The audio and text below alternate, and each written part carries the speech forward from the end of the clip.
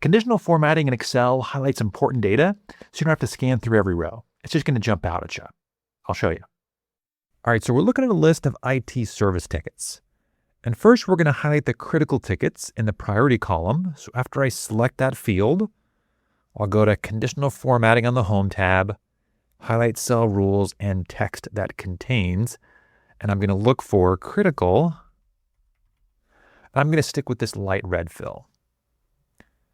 And next, maybe we'll format the category field, and we'll look for anything that's an outage, because maybe that's handled by a separate team, and we wanted to see those tasks clearly. So select the field, go back to highlight cell rules, and text that contains outage in this case. But instead of a red fill, I'm going to stick with a yellow maybe. Then another field where some formatting might be helpful is days open. We want to minimize that. If it gets too long, people get upset.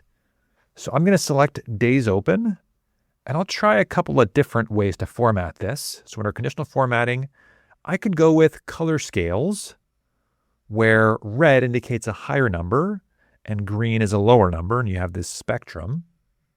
I could also go with data bars, where a larger bar represents more days open, or I could go with an icon set. And so I'll choose these shapes. But the issue here is that the high numbers are green when they really should be red, because pi is not good in this case. So I'm going to select this field again. Under conditional formatting, I'll go to Manage Rules, and I'm going to edit this one. And I'm going to change it so higher values are red and lower values are green. I'll apply. Okay. Now, as you go through this, just remember to use conditional formatting judiciously. You don't want to use it so much that it confuses people. It should be for exceptions, not for decoration. If this video helped you, hit like and subscribe for more.